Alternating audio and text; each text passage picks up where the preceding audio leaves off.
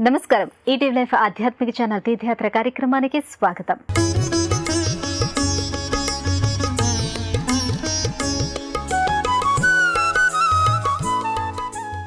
అమ్మ ఆరాధన అంటే సర్వోత్కృష్టమైన ఆరాధన. అమ్మను ఉపాసించడం అంటే విశ్వశక్తిని మనలోకి ఆవాహన చేసుకోవటం. జగన్మాత అంటే కేవలం ఆధ్యాత్మికమైన శక్తి మాత్రమే కాదు, ప్రాణశక్తిని మనలోకి ప్రవేశపెట్టే శిక్షాశక్తి స్వరూపం. ఆ అమ్మ అంకాలమ్మగా, నూకాలమ్మగా, జగద్ధాత్రిగా, జగదాంబగా, ఎల్లరకు అమ్మ ఎల్లారమ్మగా ఎన్నో రూపాల్లో అనుగ్రహిస్తుంది. ఈ నేపథ్యంలో మండపాకలో వెలిసిన ఎల్లారమ్మను కోరి సేవించవచ్చిన భక్తులకు కొంగు బంగారమే విరాజిల్లుతోంది. నేటి తీర్థయాత్రలో తణుకు మండలం మండపాకలో కొలువైన శ్రీ ఎల్లారమ్మ అమ్మవారి ఆలయాన్ని దర్శించి తరిద్దాం రండి.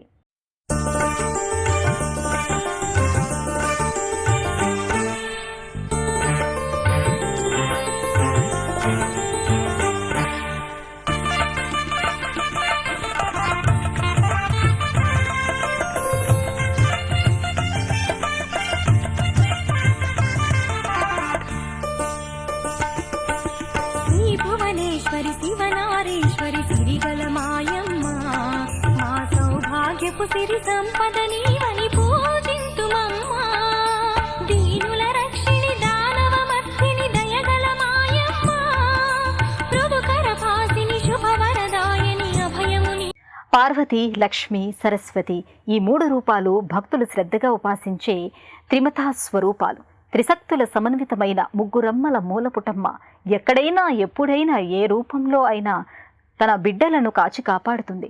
ఆ తల్లి పిలిచినదే తడువుగా భక్తుల మదిలో నిలిచి బుద్ధిని ప్రచోదనం చేసే దివ్య జననిగా నీరాజనాలందుకుంటుంది.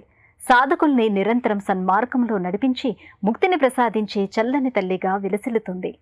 ఆ దివ్యమాత అనుగ్రహం పొందగలిగిన వాళ్ళకి ఇహపరాల్లో కోరిన వరాలు దొరుకుతాయి. ఆ తల్లి కరుణాకటాక్షాలు ఉంటే చాలు, జన్మలు సాఫల్యమవుతాయి. మరి అంతటి శక్తి ప్రదాయిని ఎల్లరనూ చల్లగా చూసే ఎల్లారమ్మ తల్లిని కన్నులారా దర్శించుకుందాం రండి.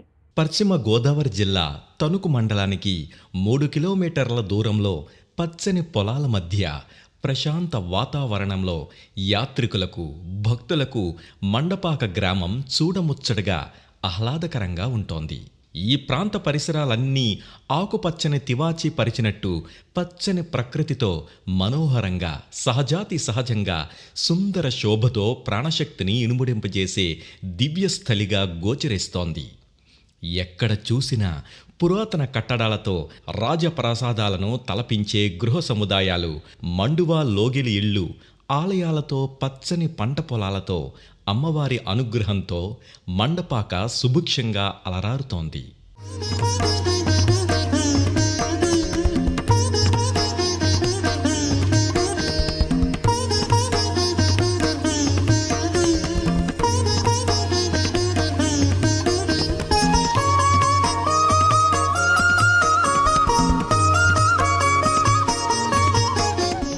పూర్వకాలంలో శ్రీ మాండవ్య మహర్షి వారు ఇక్కడ తపస్సు చేశారని ప్రతీతి. అందుకే ఈ ప్రాంతానికి తొలి రోజుల్లో మాండవ్య క్షేత్రంగా వ్యవహరించేవారు. కాలాంతరంలో అదే మండపాకగా మారి స్థిరపడిందని చెప్తారు. మరో కథనం ప్రకారం చూస్తే పూర్వం ఈ ఊరంతా మైదానంగా ఉండేదట. చాలా వరకు ఈ ప్రాంతంలో పశువుల కాపరులు పశువులను, గొర్రెలను మేతకు తోలుకు వచ్చేవారని పెద్దలు చెప్తారు. పశువులను తోలుకు వచ్చిన కాపరులకు ఒకరోజు ఓంకార శబ్దం వినిపించింది. ఆ విషయాన్ని వారు గ్రామ పెద్దలకు తెలియజేశారట. వెంటనే గ్రామస్తులు శబ్దం వినిపించిన ప్రదేశంలో తవ్వకాలు జరపగా వారికి 5 అడుగుల కేశవస్వామి విగ్రహం కనిపించిందట. మందలుగా పశువులు సంచరించిన చోట స్వామి ఆవిష్కరింపబడ్డారు. ఇదే గ్రామంలో కేశవస్వామి వారి ఆలయం నెలకొని ఉంది. వాస్తవానికి మొదట్లో మందలు నిలిపే ప్రదేశం కాబట్టి ఇది మందపాకగా పిలిచేవారని, కాలక్రమంలో అదే మండపాకగా మారిందని చెబుతారు.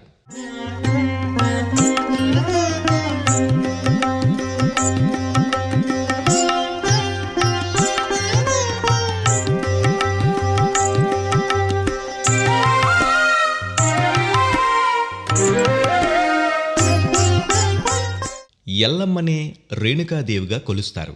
భవనీయులనే స్త్రీలు ఎల్లమ్మ కథను జవనికను వాయిస్తూ వీరావేశంతో చెప్పేవారని మహాకవి శ్రీనాథుడు రచించిన క్రీడాభిరామం చెబుతోంది.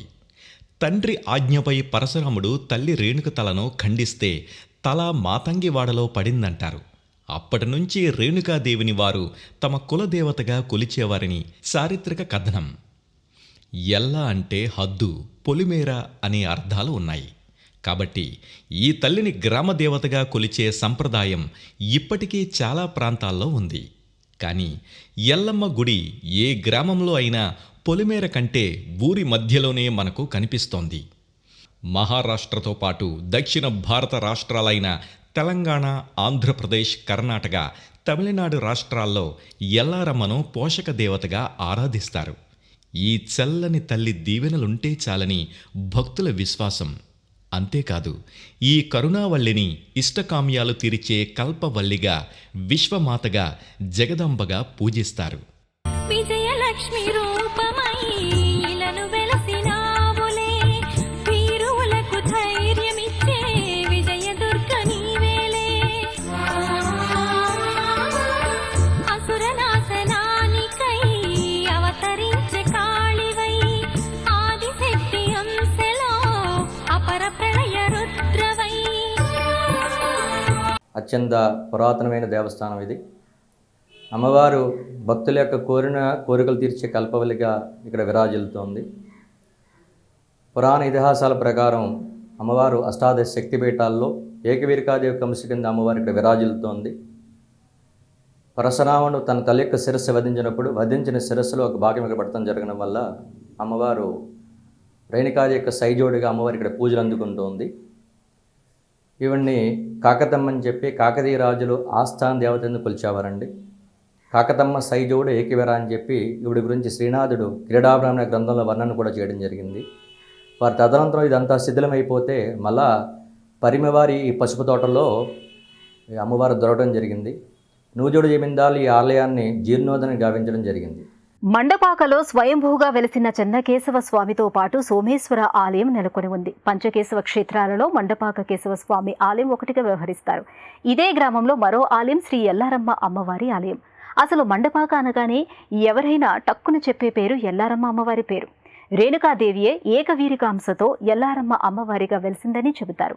ఎల్లారమ్మ అమ్మవారిని ఈ ఒక్క గ్రామం వారే కాదు, సుదూర ప్రాంతాల నుంచి అనేక గ్రామాల వారు వచ్చి కూడా విశేషంగా పూజిస్తారు. ముఖ్యంగా రైతులు ఎల్లారమ్మ అమ్మవారిని ఎక్కువగా కొలుస్తారు. ఏరువాక సాగే తొలి రోజుల్లో, అలాగే పంట తిరిగి చేతికి వచ్చే సందర్భంలో అమ్మవారిని మనసారా దర్శించుకుంటారు.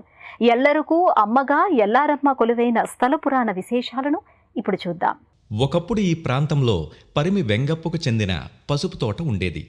ఈ తోటలో ఒక రైతు కూలి నాగలి దున్నుతుండగా నాగలికి ఏదో అడ్డు తగిలినట్టుగా అనిపించింది. అయినప్పటికీ ఆ వ్యక్తి బసవన్నలను అదిలించి ముందుకు సాగాడు.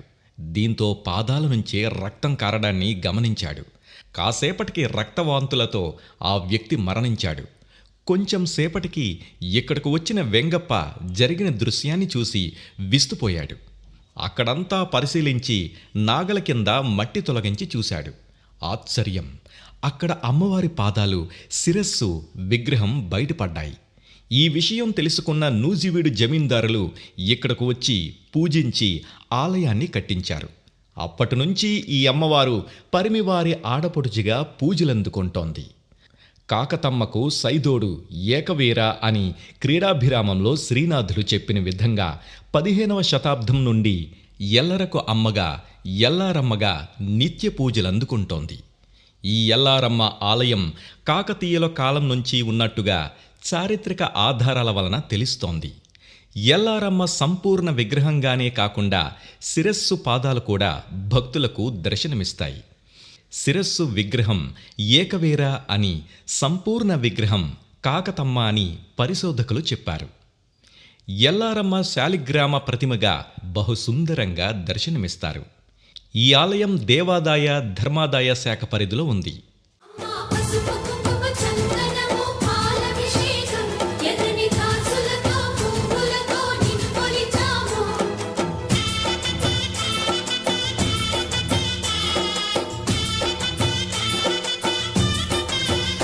అమ్మా చందనమే పూసిన ఒళ్ళు చూడు, అమ్మా పున్నమి పుట్టిల్లు ఆ కళ్ళు చూడు, అమ్మా ముక్కోటి మెరుపులా మోము చూడు, అమ్మమ్మ ముగ్గురమ్మల మూల పుటమ్మ. ముక్కోటి దేవతల్లో ఒక్కొక్కరిని సేవించినందువల్ల ఒక్కో రకమైన ఫలం లభిస్తుంది. కానీ ఒక్క అమ్మని సేవిస్తే మాత్రం దేవతలందరినీ సేవించుకున్న ఫలం దక్కుతుంది. అతి శీఘ్రగతిన అనంతమైన ఫలాలను వరంగా అనుగ్రహించేది అమ్మ మాత్రమే.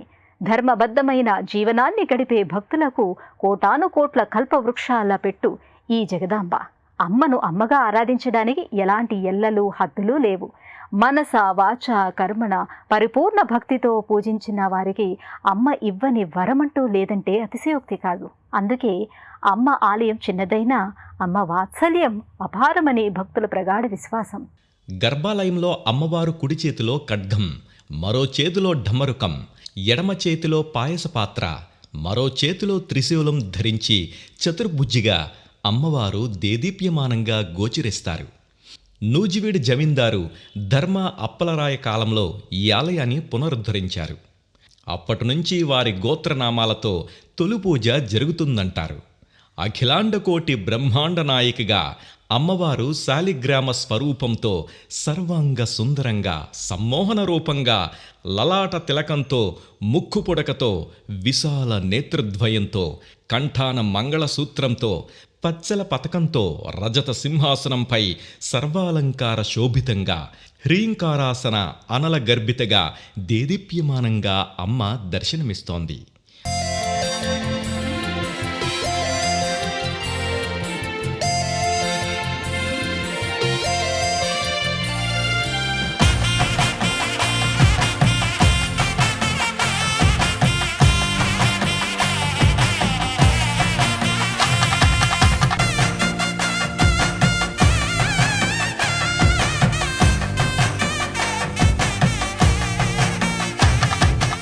అమ్మవారికి ఇక్కడ ప్రత్యేక నిదర్శనం ఏమిటంటే, ఇక్కడ ఎవరైతే కుంకుమార్చన జరిపించుకుంటారో వారందరూ గోత్రనామాలు చదివి అమ్మవారి కిరీటం పైన గంధపగిలిలా ఉంటుంది, అందులో పుష్పాలు పెట్టి దండకం చదువుతాం.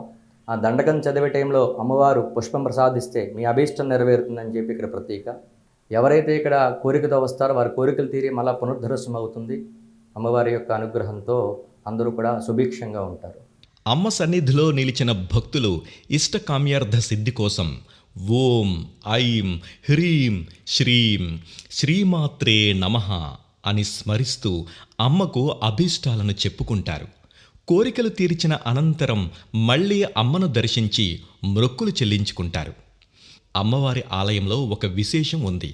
అదేంటంటే అమ్మవారి తలపై ఉన్న స్వర్ణ కిరీటం పై భాగంలో గంధపు గిన్నె లాంటి ఒక గిన్నె కనిపిస్తోంది. భక్తులు సహస్రనామార్చన చేయించుకున్న తర్వాత మహర్ నివేదన జరిగాక శ్రీ అమ్మవారి కిరీటంపై పుష్పాలుంచి దండకం చదువుతారు.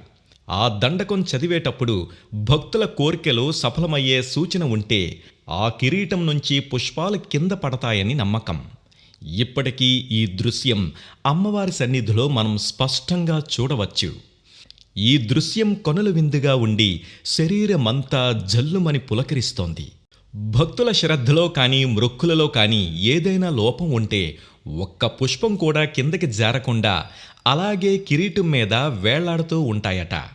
అలా జరిగిన సమయంలో ఏమైనా తప్పులుంటే క్షమించమ్మా అని మనస్ఫూర్తిగా భక్తులు మళ్ళీ కోరుకుంటే మళ్ళీ పుష్పాలు కిందకి పడతాయని ప్రతీతి.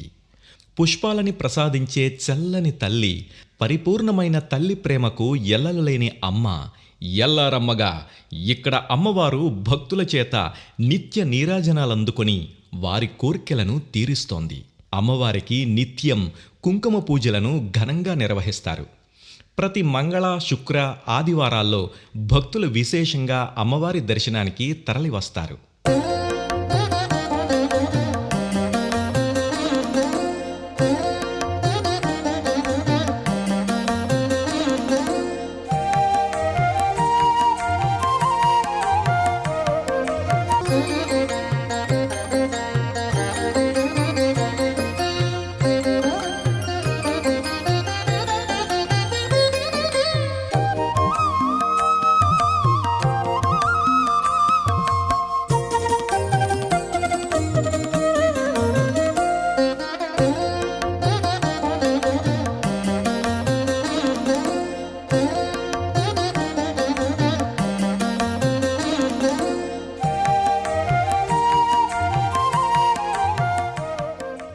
అష్టాదశ శక్తిపీఠాల్లో ఏకవీరాదేవి ఒకరుగా చెప్తారు.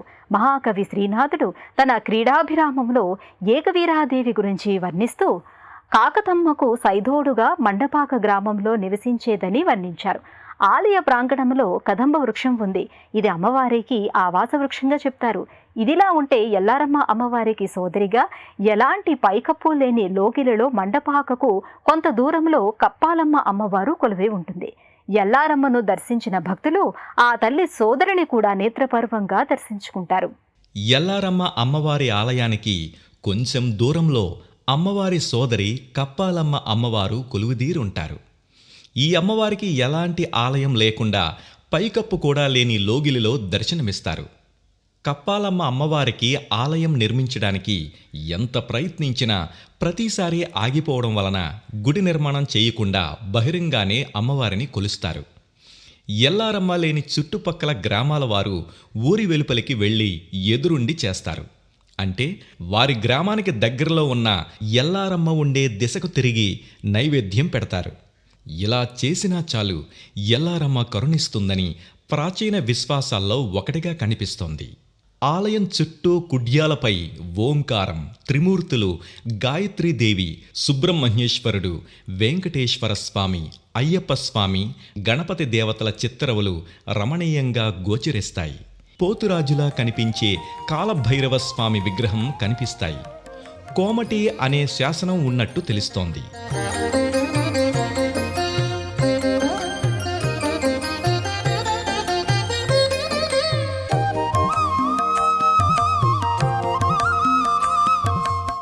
ఇప్పటికీ ఈ గ్రామాన్ని ఎందరో మహనీయులు, పెద్దలు అభివృద్ధి పదంలో నిలిపి ఉత్తమ గ్రామంగా తీర్చిదిద్దుతున్నారు. మండపాక గ్రామం పలు విషయాలలో జిల్లాలోనే ఆదర్శ గ్రామంగా ఖ్యాతిగాంచింది. ఎంతో కాలంగా ఈ గ్రామం వ్యవసాయాధారమైన గ్రామంగా అమ్మ కరుణతో వర్ధిల్లుతుంది. ఈ గ్రామానికి చెందిన శ్రీ ఎల్లమ్మ వారి దేవస్థానం రాష్ట్ర వ్యాప్తంగా ఎంతో పేరుగాంచింది. ప్రతి సంవత్సరం జరిగే ఎల్లారమ్మ వసంతోత్సవాలకు ఈ గ్రామస్తులు ప్రపంచం నలుమూలలలో ఎక్కడ ఉన్నా ఈ ఉత్సవాలకు హాజరవడానికి ఎంతో ఉత్సుకత చూపిస్తారు. భక్తులకు ఎలాంటి కష్టం వచ్చినా అమ్మా అని నోరారా పిలిస్తే అభయమిచ్చే దేవతగా విశ్వసిస్తారు. సమస్త జీవులకు ప్రాణాధారమైన శక్తి అమ్మే. స్థూల శరీరానికి జన్మనిచ్చే తల్లి ఆ మాతే. సూక్ష్మ కారణ శరీరాలను జాగృతం చేసి జన్మరాహిత్యానికి మార్గాన్ని సుగమం చేసేది ఆ తల్లే. అమ్మ కరుణని పరిపూర్ణంగా పొందగలిగిన సాధకులకు జనన మరణ చక్రం నుంచి శాశ్వత విముక్తి లభిస్తుంది. ఆ ముగ్గురమ్మల మూలపుటమ్మ అంశగా కొలువైన శ్రీ ఎల్లారమ్మ అమ్మవారి సన్నిధిలో ఏడాది పొడవునా ఉత్సవాలు వైభవపేతంగా నిర్వహిస్తారు. ఎల్లారమ్మ అమ్మవారికి చైత్రమాసంలో వసంతోత్సవం, ఆశ్వయుజ మాసంలో శరన్నవరాత్రి వేడుకలు ఘనంగా నిర్వహిస్తారు.